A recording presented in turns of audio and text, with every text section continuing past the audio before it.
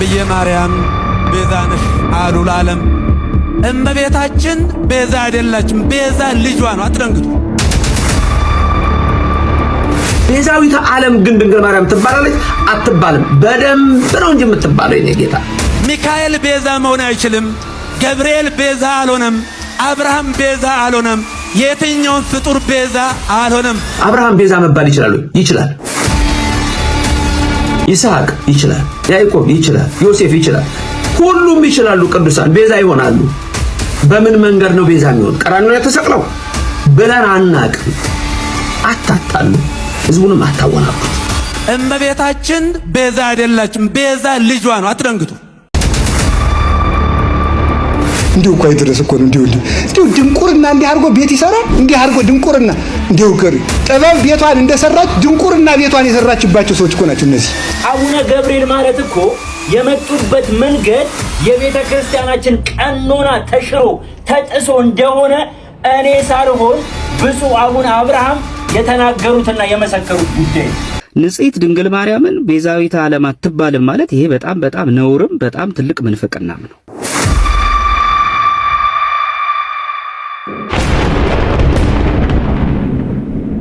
ክብሯን ውድ የዩቲዩብ ቤተሰቦች ሰሞኑን ብፁዕ አቡነ ገብርኤል በፍኖተ ጽድቅ አዳራሽ መድረክ ላይ ቆሞ ስለ እናታችን ቅድስት ድንግል ማርያም ቤዛነት የተናገሩት ንግግርና ያስተማሩት ትምህርት ብዙ ስህተቶች እንዳሉበት ብዙ ሊቃውንት እየተናገሩ ይገኛሉ። እንዲሁም ብዙ ምዕመናንን እያስቆጣ ይገኛል።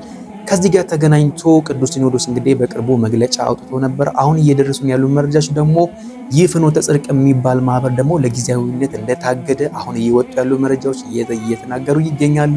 ከዚህ ጋር ተገናኝቶ እንግዲህ ብዙ ሊቃውንትና ታዋቂ መምህራን ለዚህ ጉዳይ እንግዲህ ብዙ ምላሾችና አስተያየቶች እየሰጡበት ይገኛሉ። ብዙ አነጋጋሪ ጉዳዮችም እየወጡ ይገኛሉ።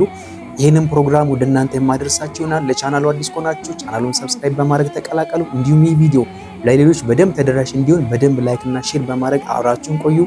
ወደ ፕሮግራሙ እንሄዳለን። ነይ ነይ እምዬ ማርያም ቤዛ ነሽ አሉ ለዓለም። እመቤታችን ቤዛ አይደላችም፣ ቤዛ ልጇ ነው። አትደንግጡ። ቤዛ ልጇ ነው። ነይ ነይ ቤዛ ነሽ አሉ ለዓለም ተብሎ አይሰበክም። ሚካኤል ቤዛ መሆን አይችልም። ገብርኤል ቤዛ አልሆነም። አብርሃም ቤዛ አልሆነም። የትኛውን ፍጡር ቤዛ አልሆነም። እንግዲህ የሰሞኑን ውዝግብ እንግዲህ ያስነሳው የኚህ አባት እንግዲህ ንግግርና ትምህርት ነው። አሁን እንዳደመጣችሁት እንግዲህ እኛ ቅድስት ድንግል ማርያምን ቤዛዊት ዓለም ስንል በምን አይነት ትርጉም ነው ለኢየሱስ ክርስቶስ የምንለው ቤዛነትና ቅድስት ድንግል ማርያም የምንለው ቤዛነት ትርጉሙ አንድ ነው ወይ? እንዴት ነው ይሄንን ነገር ሊቃውንት እንዴት ነው የሚተረጉሙት? ቤተክርስቲያንስ እንዴት ነው አስተምሮቷ? ይሄንን በደንብ አድርገን በዛሬ ቪዲዮ እንመለከታለን። መነሻው እንግዲህ ይሄ ነው። ቅድስት ድንግል ማርያም ቤዛዊት ዓለም አይደለችም ወይም ደግሞ ቤዛ አይደለችም ብሎ ነው እንግዲህ እኚህ ጳጳስ በዚህ መድረክ ላይ ሲናገሩ የነበሩት። እኛ ደግሞ ኦርቶዶክሳውያን ቅድስት ድንግል ማርያም ቤዛ ናት፣ ቤዛዊት ዓለም እንላለን። እንግዲህ በዝማሬዎቻችንም በተለያዩ ድርስ ኪዳናት መጽሐፍቶቻችን ውስጥ የተለያዩ ቦታዎች ላይ እንግዲህ ቤዛ የሚል ግን ይጠቀሳልና ያ ቤዛ የሚለው ስም ግን ያ ቤዛ የሚለው ቃል ግን እውነት አሁን እኛ ለኢየሱስ ክርስቶስ የምንለው ቤዛ የምንሰጠው ትርጉም ነው ያለው ትርጉም?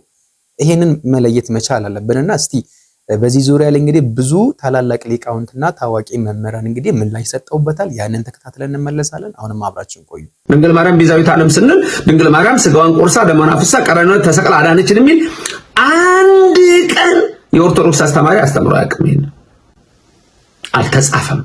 ቤዛዊተ ዓለም ግን ድንግል ማርያም ትባላለች አትባልም? በደንብ ነው እንጂ የምትባለው የኔ ጌታ፣ በደንብ ነው እንጂ የምትባለው። ወላዲተ አምላክ ተብላ እመቤታችን የምትጠራው ቤዛዊተ ዓለም ተብላ እንዴት እንደምትጠራ እንመለከታለን። መጀመሪያ ግን ፍጡራን ቤዛ መባል ይችላሉ አይችሉም? ይችላሉ። እንዴት? ቤዛ ምንድነው? አይደለም ፍጡራን ቤዛ ተብሎ ዕቃ ቤዛ ተብሎ ይጠራል። በነገራችን ላይ ቅድም ያልኳቸው ለምሳሌ ጫማ ቤዛ ተብሎ ይጠራል። ጫማ ለማን ነው ቤዛ የሚሆነው? ለእግር ነው ቤዛ የሚሆነው። ፍጡራን አብርሃም ቤዛ መባል ይችላሉ? ይችላል። ይስሐቅ ይችላል። ያዕቆብ ይችላል። ዮሴፍ ይችላል። ሁሉም ይችላሉ። ቅዱሳን ቤዛ ይሆናሉ። በምን መንገድ ነው ቤዛ የሚሆኑት? ቀራንዮ ላይ ተሰቅለው ብለን አናቅም። አታታሉ፣ ህዝቡንም አታወናብዱት። ብሎ የሚያውቅ የለም። ግን በምን መንገድ ነው የሚለውን ደግሞ ማወቅና መረዳት እጅግ ትልቅ ነገር ነው። ዮሴፍ ቤዛ አድርጎ ላከኝ ይላቸዋል ወንድሞቹ። ለእናንተ ቤዛ አድርጎ አስቀድሞ ላከኝ ነው የሚለው። ሙሴን ቤዛ ፈራጅ አድርጎ ሾሞታል። ስለዚህ ቤዛ የሚለው ትርጉም በምን አይነት መልክ እንደሚሄድ እንዴት እንደሚተረጎም እነዚህ ነገሮች ሁሉ ተመልከቱ። ለኛ ለሁላችን ለምእመናን ደግሞ መገረፍ ሲገባን ተገርፎ መሞት ሲገባን ሞቶ የኛን መከራ ወስዶ በቀራንዮ አደባባይ ላይ ተሰቅሎ ቤዛ መድኃኒት የሆነን ደግሞ ከመርገመ ሥጋ ከመርገመ ነፍስ የዳነው በኢየሱስ ክርስቶስ ነው። በሌላ በማንም አልዳንም። ይሄ ቤዛነት ነው። እሱ መቼም እርግጠኛ ነኝ ውዳሴ ማርያም ደግሞ የሚውል ሰው፣ መልካ ማርያም መልካ ኢየሱስ ደግሞ የሚውል ሰው፣ የቤተክርስቲያንን ምስጢር የሚያውቅ ሰው እመቤታችን ቤዛዊተ ዓለም አትባልም ብሎ ካስተማረ ድፍረት ነው። አሁን መስቀል ቤዛ ነን ብለን ስንል መስቀል ራሱ ተሰቀለ ማለት አይደለም። መስቀል ግን ለኛ ቤዛ ሆነ ስንል ምን ሆነ? ዋጋ ሆነ፣ ምክንያተ ድኂን ሆነ። ኢየሱስ መስቀል ላይ ተሰቅሎ ደሙን አፍሶ አዳነን። ስለዚህ መስቀልን እንወደዋለን፣ መስቀልን እናከብረዋለን፣ መስቀል ቤዛችን እንለዋለን፣ መስቀል ኃይላችን እንለዋለን፣ መስቀል የነፍሳችን መዳኛ ሁሉ እኮ እንለዋለን። ኦርቶዶክስ ይሄ ነው፣ ተዋህዶ ይሄ ነው። ስለዚህ በዚህ መልክ ድንግል ማርያምን ቤዛዊተ ዓለም ማለት አይቻልም የሚል ትምህርት በእውነት እንዲህ አይነት ትምህርት የሰጠ ሰው ሊታረምና ይቅርታ ሊልም የሚገባው ይመስለኛል። ታዲያ እመቤታችን ከሰው ሁሉ ወገን ተለይታ ምክንያተ ድኅን ስትሆን ቤዛዊተ ዓለም እንላታለን። እንደሷ ያለ እኮ ማንም ስለሌለ ነው ቤዛዊተ ዓለም ደግሞ የምንላት እሷ በተለየ መልክ። አያችሁ፣ ስለኛ ፈንታ ንጹህ ሆና የቀረበች ቤዛችን መመኪያችን ድንግል ማርያም ናት እኮ። ለዚህ ነው ቤዛዊተ ዓለም ላይ ስለኛ ቆሸሽን አደፍን ንጽሕት ሆና ግን የተገኘ ዘር እሷ ናት። ባለፈውም በእመቤታችን ንጽሕና የተለያየ ነገሮች ሲነሱ አይቻለሁ። እዚህም ወደ ካሊፎርኒያ አካባቢ ብዙ ሰዎች ሲሳሳቱ በእንግሊዘኛውም በምኑም አይቻለሁ። የእመቤታችን ንጽሕና ለማጉደፍ የሚነሳ ትውልድ እንዳለ አውቃለሁ። ከዚህ በፊትም አይተናል፣ ወደፊትም በደንብ እንማራለን። እና እመቤታችን እኮ አባ ሕርያቆስ ምን አለ? እግዚአብሔር ከሰማይ ሆኖ ተመለከተ፣ አሸተተ፣ እንዳንቺ ያለ አላገኘም አላት እኮ። ቤዛ ናት እመቤታችን። ልበ አምላክ ዳዊት በመዝሙር በረከቱ ይደርብንና መዝሙር 44 ላይ የሚናገረው ቃል ምንድነው? እስመ ፈተወ ንጉሥ ነኪ ይላታል እኮ። ንጉሥ ውበትሽን ወደደ። ቤዛ የሆነችው ለእኛ እሷ ናት። ተመልከቱ፣ ቤዛዊተ ዓለም ስንላት እመቤታችን ምክንያተ ድኂን መሆኗን፣ አማላጅ መሆኗን፣ በእኛ ፈንታ ንጹሕ ሆና የተገኘች የእኛ መመኪያ የምንላት፣ መላእክት እህታችን የሚሏት እህቶሙ ለመላእክት፣ ነቢያት ትንቢታችን የሚሏት ትንቢቶሙ ለነቢያት፣ ሐዋርያት ሞገሳቸው ስብከታቸው ነች፣ ሞገሰ ስብከቶሙ ለሐዋርያት፣ እሞሙ ለሰማዕት የተባለች የሰማዕታት እናት የተባለች የኔና የናንተ ሁሉ እናት እመቤታችን ቤዛዊተ ሁሉ ዓለም ትባላለች። አንዳንድ ጊዜ ተማርን ብላችሁ ከነዛ ከእናቶቻችን እንኳን ከሚያውቁት አንሳችሁ እንዳትገኙ ጥንቃቄ ያስፈልጋል። እንዲሁ ዝም ብሎ የሚባል ነገር የለም። ቤተክርስቲያናችን ጥርት ያለ ጥንቅቅ ያለ ትምህርት አላት። ስለዚህ ኢየሱስ ብቻ ነው ቤዛ የሚባለው ድንግል ማርያም አትባልም የሚል አስተምሮ ቢኖር አይ ሌላ ቀርቶ ጫማም ተብሏል፣ በግም ተብሏል፣ ጋሻም ተብሏል። ለመምህራችን ቃላቱን ያሰማልን። ውድ ኦርቶዶክሳውያን እዚህ ላይ መለየት ያለባችሁ ነገር ቃሉ ቤዛ የሚለው ቃል አንድ ይሁን እንጂ ትርጉሙ ግን ወይም ደግሞ ፍቺው ግን ይለያያል። ይሄንን መለየት መቻል አለባችሁ። ለምሳሌ ለጌታችን አምላካችን መድኃኒታችን ኢየሱስ ክርስቶስ ቤዛችን ነው ስንልና ለቅድስት ድንግል ማርያም ቤዛዊተ ዓለም ስንል ትርጉሙ አንድ ነው ማለት አይደለም። እዚህ ላይ በደንብ ጥንቃቄ ልናደርግ ይገባል። ማን ሲጀመር አንድስ አድርገው የክርስቶስን ቤዛነትና የድንግል ማርያምን ቤዛነት እንዴት አድርገን ነው አንድ አድርገን ማየት የምንችለው? በምን መልኩስ ነው የሚገናኙ? በምን መልኩስ ነው የኢየሱስ ክርስቶስን ቤዛነት ሊተካከል የሚችል ቤዛ ከየትስ ነው የሚመጣው? እንዴት ይገናኛል? ይሄ በፍጹም የማይታሰብ ነገር ነው። እኛ ያላልነውን ነገር፣ ቤተክርስቲያን የማታስተምረውን ነገር፣ ቤተክርስቲያን ያልጻፈችውን ነገር፣ ቤተክርስቲያን ለልጆቿ ያላስተማረችውን ነገር ወጣው መድረክ ላይ የሚናገሩ እንደነዚህ ያሉ መናፍቃን ጳጳሳት ግን እጅግ በጣም ያሳዝናሉ። በእውነት ማለት ነው። እንዴ እኛ ቅድስት ድንግል ማርያም ቤዛችን ናት ስንል ልክ እንደ ኢየሱስ ክርስቶስ በመስቀል ላይ ተሰቅላ ስጋዋን ቆርሳ ደሟን አፍሳ አዳነችን እያልን ነው እንዴ? እንደዛ አይደለም። ይሄንን በደንብ አድርገን ጠንቅቀን ለይተን ልናውቅ ይገባል። በድጋሚ ሌላ ማስረጃ እንመልከት። ቤዛ ማለት ትርጉሙ ምትክ ማለት ነው፣ ተውላጥ ማለት ነው፣ ወይም ተለዋጭ ማለት ነው፣ ወይም ተቀያሪ ማለት ነው፣ ወይ ደግሞ ፋንታ ማለት ነው። ቤዛ ማለት ትርጉሙ ይሄ ነው። ይሄ ቤዛ የሚለው አተረጓጎም በጣም ብዙ አለው። በእኛ ቤተክርስቲያን ለምሳሌ እመቤታችን ቅድስት ድንግል ማርያምን ቤዛ ብለን እንጠራታለን። በአንዳንድ ዝማሬዎቻችን ቤዛዊተ ኩሉ ዓለም፣ ቤዛዊተ ዓለም እያልን እንጠራታለን። የዓለም ሁሉ ቤዛ፣ ዓለም ቤዛ እያልን እንጠራታለን። ግን ይህ አጠራር የእመቤታችን የቅድስት ድንግል ማርያም ቤዛነት ከክርስቶስ ቤዛነት ጋር እኩል ይሆናል የሚል ትምህርት አይደለም። ነገር ግን ቤዛ የሚለው አጠራሩ አንጻራዊ ነው። ያ ማለት ይሄ ቤዛ የሚለው ቃል ከትንሽ ይጀምርና እያደገ ሄዶ ፍጻሜው ግን ክርስቶስ ይሆናል። ያ ማለት የክርስቶስን ቤዛነት በዓለም ላይ በየትም ቢሆን የሚወዳደር ምንም የለም። የመላእክትም ተራዳይነት፣ የመላእክት ምልጃ፣ የቅዱሳን ተራዳይነት፣ የቅዱሳን ምልጃ፣ የእመቤታችን እናትነት፣ የእመቤታችን አማላጅነት፣ እነዚህ ሁሉ የክርስቶስን ቤዛነት የሚተኩ አይደሉም። ይህን ነው በደንብ ማወቅ ያለባቸው። አሁን እመቤታችን ለምሳሌ ቤዛ ተብላ ስትጠራ እንደ መጠኗ እንደ አምላክ እናትነቷ አምላክን እንደወለደች ሴት ልክ እንደዛ በዛ ልክ ቤዛ ተብላ ትጠራለች፣ ቤዛዊት ተብላ ትጠራለች እንጂ እንደ ክርስቶስ ማለት አይደለም። እየሰማችሁ ነው። የእመቤታችን ቤዛነት ከክርስቶስ ቤዛነት ጋር እኩል ነው የሚል የቤተ ክርስቲያን ትምህርት የለም። ይህንን ማወቅ ያስፈልጋል። ታዲያ ለምንድን ነው እመቤታችንን ቤዛ ምንላት እንዴት ነው ቢባል ቤዛ የምትባለው እመቤታችን ብቻ አይደለችም። ለምሳሌ በሊቃውንቱ አጠራር ጫማ ቤዛ ተብሎ ይጠራል፣ ጥላ ቤዛ ተብሎ ይጠራል፣ ቤት ጥላ ተብሎ ይጠራል፣ ቤዛ ተብሎ ይጠራል፣ ጥላ ዛፍ ቤዛ ተብሎ ይጠራል። ስለዚህ አያችሁ ቤዛ አንጻራዊ ነው ትርጉሙ እንጂ ቤዛ የሚለው አተረጓጎም በቀጥታ ክርስቶስን ብቻ የሚመለከት አይደለም። በመጠኑ ከትንሹ ጀምሮ እያደገ ይሄዳል። ከዛ ደግሞ ሰው ለሰው ቤዛ የሚሆንበት ጊዜ አለ። ወንድም ለወንድሙ ቤዛ የሚሆንበት፣ እናት ለልጇ ቤዛ የምትሆንበት፣ ልጅ ለእናቱ ቤዛ የሚሆንበት፣ ወንድም ባል ለሚስቱ ቤዛ የሚሆንበት፣ ሚስት ለባሏ ቤዛ የምትሆንበት እንዲህ አይነት ምንድነው? ምን ማለት ነው ቢባል አንዱ ለአንዱ የሚያልፍበት ማለት ነው።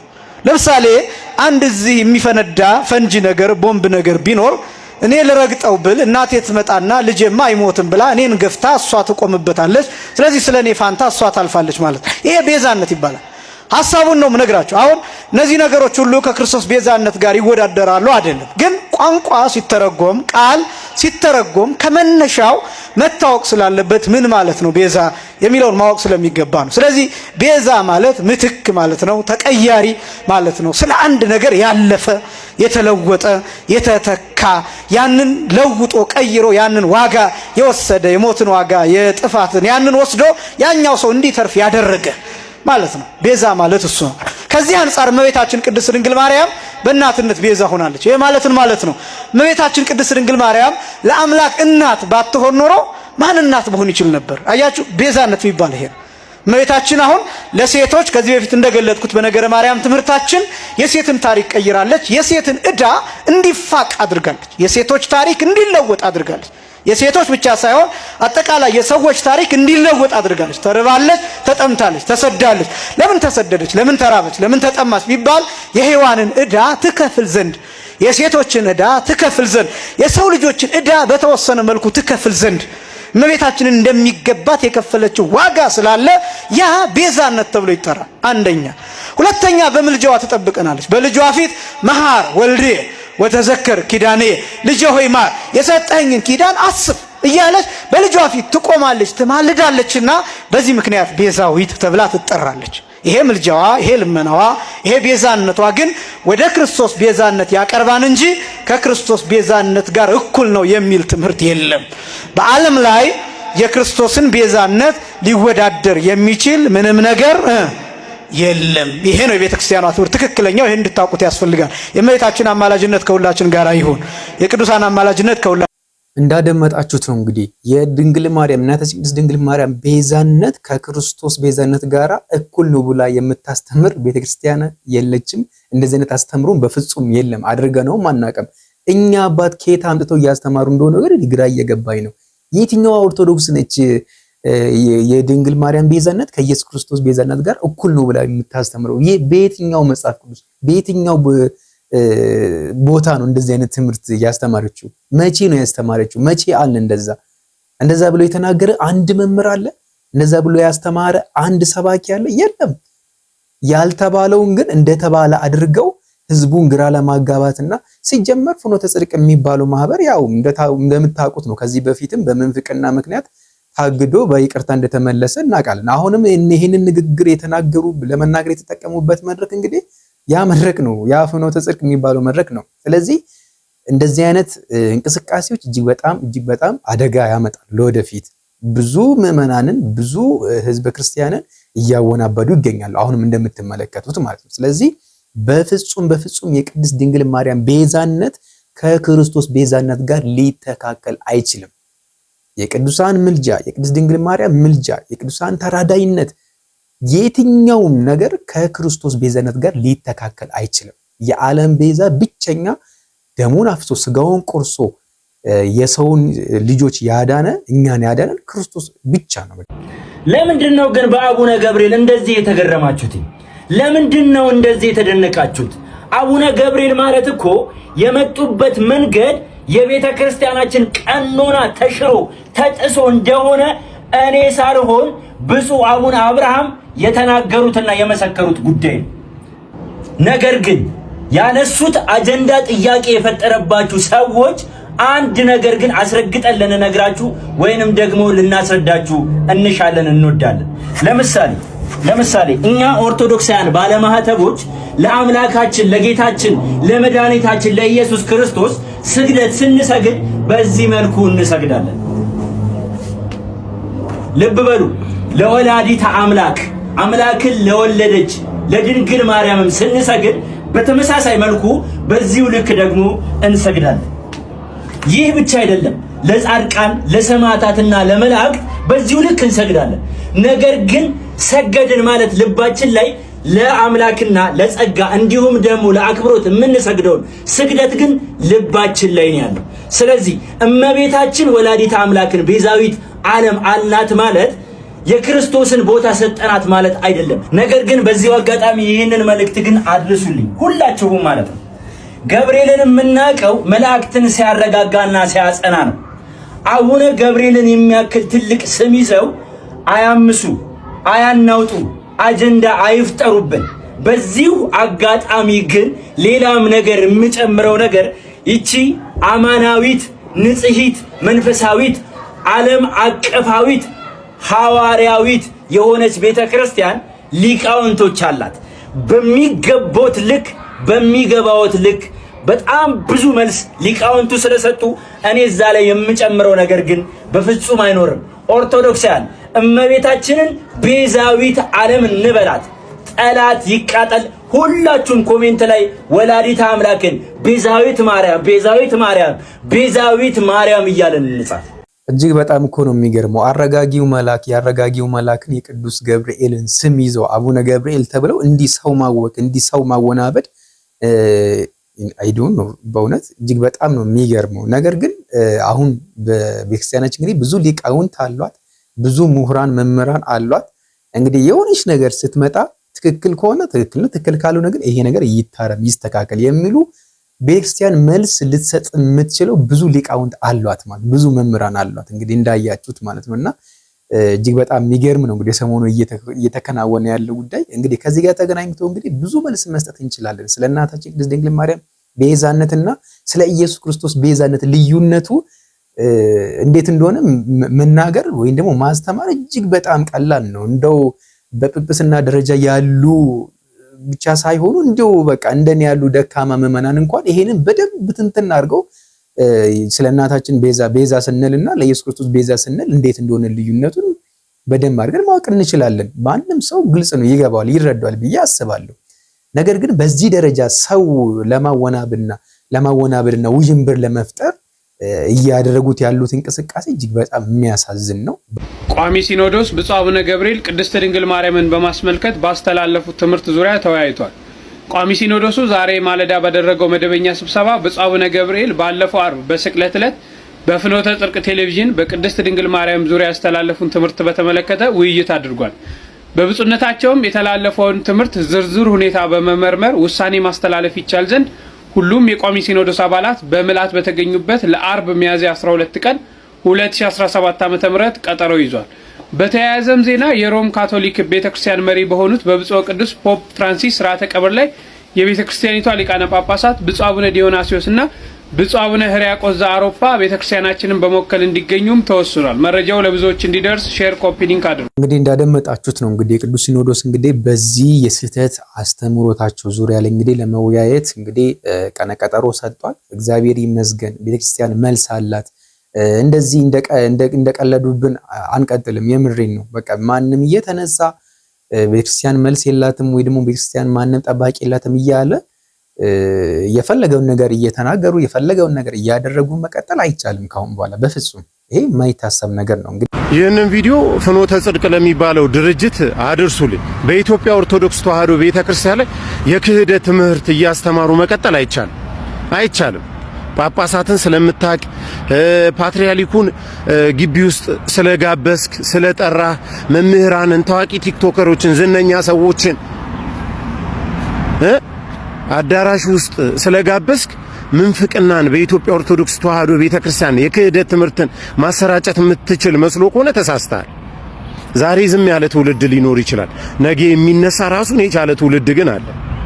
ስለዚህ ከቤተክርስቲያን ራስህን ትለያለህ ማለት ነው። አሁን የመጨረሻው ካሁን በፊት በጣም ብዙ ቪዲዮዎች አሉ። በጣም ብዙ ቪዲዮዎች እናንተ አዳራሽ ውስጥ ካሁን በፊት ተጠቀሙባቸው የነበሩ የነዚህ የዜማ መሳሪያዎችን ለመዝሙር ስትጠቀሙ ነበር ካሁን በፊት። እሱን አስጥለናችሁ የተመለሳችሁ መስሎ ነበር። አሁንም ግን ምንፍቅና ላይ ነው ያላችሁ። ስለዚህ የምንፍቅና የክህደት ትምህርት እያስተማሩ በቤተ ክርስቲያን መቆየት በጭራሽ በዚህ ዘመን አይቻልም። በጣም እሳት የሆነ ትውልድ አለ። እሳት የሆነ መጽሐፍ ቅዱስን ያነበበ ስለ ቤተ ክርስቲያን፣ ስለ ገድላት፣ ስለ ሰማዕታት፣ ስለ ቅዱሳን የገባው ትውልድ አለ። ልትጠነቀቅ ይገባሃል። እጅህን ከቤተ ክርስቲያን ላይ አንሳ። የኔ ጥያቄ ብፁዕ አባታችን አቡነ ገብርኤል ምዕመናን እንኳን የማይሳሳቱትን ይህንን ቃል በስቴጅ ደረጃ እርሶ እንዲህ ተሳስተው የተናገሩት ጥያቄ ነው ለኔ። ጵጵስናውን እንዴት ማለት የሊቀ ጵጵስናው ደረጃ ላይ እንዴት ነው የደረሱት? እንዴት ነው የደረሱት? በቤተ ክርስቲያናችን እንኳን ሊቀ ጵጵስና ድቁና ራሱ ሰው ሲቀበል ተፈትኖ ነው። በነገራችን ላይ መታወቁ ታውቃላችሁ። በቤተ ክርስቲያናችን ሰው ድቁና ለምን ሕፃን አይሆንም? ተፈትኖ ነው ሲመት የሚቀበለው።